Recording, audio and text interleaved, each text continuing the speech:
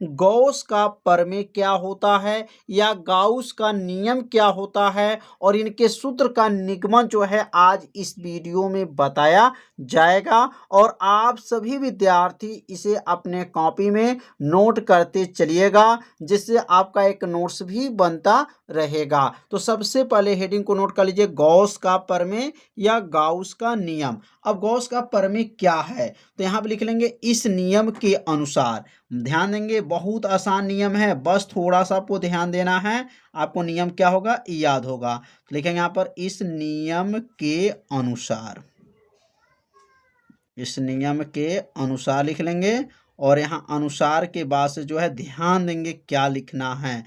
अब यहाँ पे लिखेंगे इस नियम के अनुसार के बाद से यहाँ डबल इन्वर्टेड कामा बना लीजिएगा और लिखेंगे किसी बंद, क्या लिखेंगे, किसी बंद पृष्ठ से, किसी बंद पृष्ठ से गुजरने वाले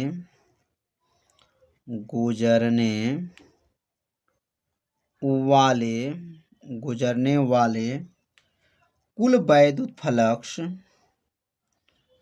कुल वैद्युत फ्लक्स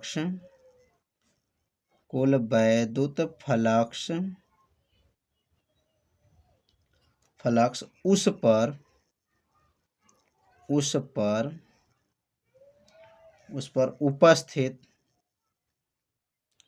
पर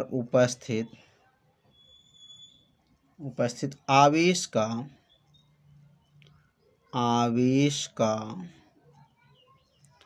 1/ε0 गुना होता है। कितना आसान है, बस थोड़ा सा आपको ध्यान देना है। क्या कहेंगे, किसी बंद पृष्ठ से गुजरने वाले कुल वैद्युत फ्लक्स। अब यहाँ कुल वैद्युत फ्लक्स किससे दिखाएंगे, फाई ई से दिखाएंगे। फाई ई बराबर हो जाएगा बराबर उस पर उपस्थित आवेश, किससे दिखाएंगे, क्यू से। क्यू का मतलब क्या होता है, गुणा 1/ε0 गुना होता है। मतलब इसका नियम इसी में छिपा हुआ है। कैसे समझेंगे, किसी बंद पृष्ठ से गुजरने वाला कुल वैद्युत फ्लक्स उस पर उपस्थित आवेश का 1/ε0 गुना होता है। अब यहाँ लिखेंगे फाई ई बराबर हो जाएगा बराबर क्यू को गुणा 1 में कर लेंगे तो क्या बनेगा, क्यू बटा क्या हो जाएगा, यहाँ पर ε0 हो जाएगा।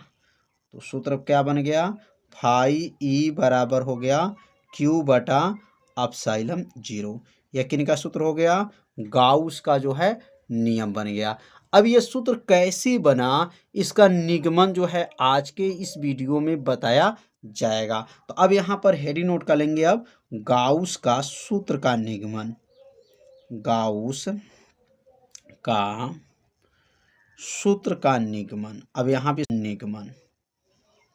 निगमन किया जाएगा। तो सबसे पहले जो है गाउस ने एक गॉसियन पृष्ठ लिया और उस गॉसियन पृष्ठ पे जो है ये सूत्र को बनाया। तो यहाँ पर हेडिंग को आप सभी विद्यार्थी पहले नोट कर लीजिए कि गाउस के सूत्र का निगमन। अब हेडिंग नोट करने के बाद से जो है अब यहाँ पर एक चित्र बनाएंगे। जैसे यहाँ पर एक जो है वृत्त बना लेंगे और यहाँ पर इसका केंद्र है या यहाँ केंद्र है। केंद्र से जो यहाँ पे जो है यहाँ पे जो कोण बना है, इस कोण को तो आप सभी विद्यार्थी जानते ही होंगे, डी ओमेगा कहा जाता है। और इसको बोला जाएगा क्षेत्रफल। इसका नाम क्या बनेगा, डी ए। इसका क्षेत्रफल जो है इतना है तो इसका क्षेत्रफल क्या बन गया, डी ए। और इसमें उत्पन्न वैद्युत क्षेत्र की तीव्रता क्या है, ई है। और यहाँ से इसकी त्रिज्या जो है क्या है, आर है। और यहाँ पर इसके केंद्र पे जो आवेश है वो क्या है, प्लस क्यू आवेश है। अब इतना जो है पहले माना को इतना लिखना पड़ेगा कि माना गॉसियन पृष्ठ है, उसका क्षेत्रफल ए है, इसके भीतर क्यू आवेश है, आवेश बिंदु ओ पर रखा हुआ है। यह आवेश बिंदु क्या मान लेते हैं, ओ है। और उसमें जो है वैद्युत क्षेत्र की तीव्रता क्या है, ई है। तो अब जा करके इसका निगमन किया जाएगा। तो पहले माना इतना लिखा जाए तो लिख लेंगे यहाँ पर माना गोलीय पृष्ठ माना गोलीय पृष्ठ, क्योंकि यहाँ गॉसियन पृष्ठ भी बोल सकते हैं या जो है गोली पृष्ठ भी बोल सकते हैं। गोली पृष्ठ का क्षेत्रफल, क्षेत्रफल क्या है? क्षेत्रफल लिखेंगे ए, क्षेत्रफल ए जिसके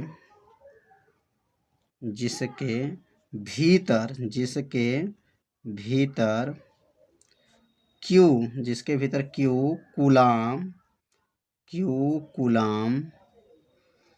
का आवेश, क्यू कूलाम का आवेश बिंदु ओ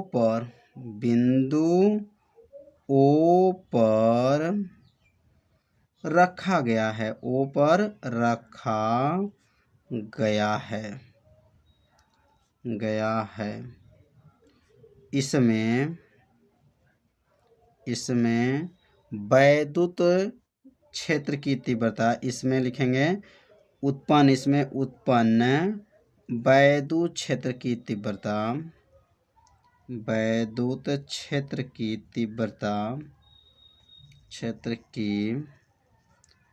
तीव्रता ई है। तो इतना पहले जो है माना को क्या करना पड़ेगा? लिखना पड़ेगा। अब माना लिखने के बाद से जो है आप सभी विद्यार्थी जानते हैं पढ़ाई हो चुका है, तो यहाँ लिखेंगे वी नो डैट, हम जानते हैं, यह पढ़ाई कर चुके हैं, जो है बताया जा चुका है और इसका निगमन भी किया जा चुका है। तो लिख लेंगे यहाँ पर वी नो डैट, मतलब हम जानते हैं। क्या जानते हैं? तो ई बराबर पढ़े हैं 1/4 पाई एप्सिलॉन 0 क्यू बटा आर स्क्वायर। अब बन गया समीकरण नंबर, इसको कहेंगे 1, यह पहला समीकरण बन गया। अब यहाँ पे दूसरा समीकरण जब लिखेंगे तो इसको कहेंगे वैद्युत फ्लक्स। क्या लिखेंगे यहाँ पर? वैद्युत फ्लक्स। तो वैद्युत फ्लक्स का जो है सूत्र आप सभी विद्यार्थी जानते होंगे कि वैद्युत फ्लक्स को किसे दिखाते हैं? फाई ई से। फाई ई बराबर होता है, यहाँ लिखेंगे ई ए हो जाएगा। अब ये बन जाएगा समीकरण नंबर 2 हो जाएगा। अब यहाँ लिखेंगे समीकरण 1 का मान जो है समीकरण 2 में यहाँ पे रख लेंगे। तो यहाँ नीचे लिखेंगे यहाँ पर समीकरण 1 का मान समीकरण 2 में, समीकरण 1 का मान समीकरण 2 में रखने पर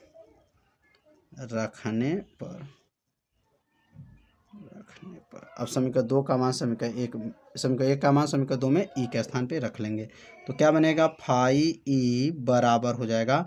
अब ई को हटा देंगे और उसके स्थान पे ये मान को क्या करेंगे? रख लेंगे। तो क्या हो जाएगा यहाँ पर 1/4 पाई एप्सिलॉन 0 क्यू बटा आर स्क्वायर इंटू ए। यह किसका मान हो गया? तो यह ई का मान यहाँ पर रख लिया गया। अब रखने के बाद से जो है अब आगे बढ़ेंगे। तो अब यहाँ पे अगला लाइन बनेगा फाई ई बराबर हो जाएगा, अब इसको ऐसे लिख सकते हैं 1/4 पाई एप्सिलॉन 0 हो जाएगा। और यहाँ लिखेंगे जो है क्यू बटा जो आर स्क्वायर है, तो इसको ए बटा आर स्क्वायर लिखेंगे, क्यू यहीं पे रहेगा। तो क्यू इंटू हो जाएगा ए बटा आर स्क्वायर हो जाएगा।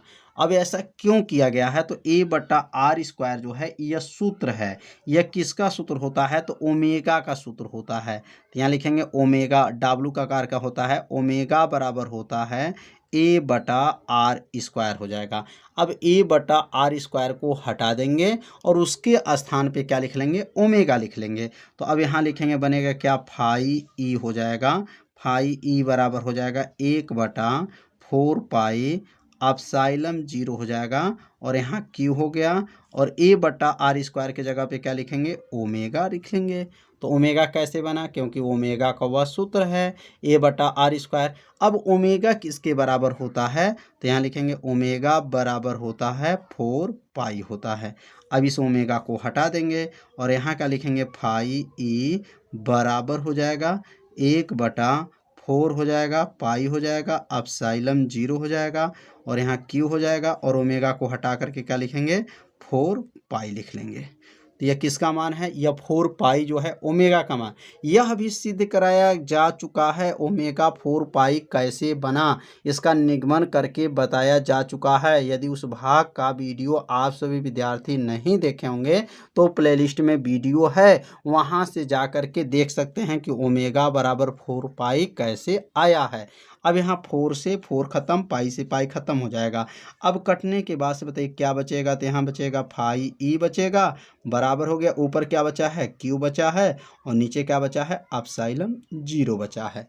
तो यह किसका नियम आ गया, गाउस का परमेय। गाउस का जो है नियम इसको बोलेंगे, गाउस का परमेय बोल सकते हैं या गाउस का नियम। तो गाउस ने क्या सूत्र बनाए थे, 5e बराबर q बटा एप्सिलॉन 0 आ गया, यही जो है बनाए थे और इसको सिद्ध करके जो है बताया जा चुका, कैसे वह सिद्ध किए थे। नीचे लिख देंगे यही गाउस, या लिख सकते हैं यही गॉस का परमेय, लिख देंगे गॉस का परमेय का सूत्र है।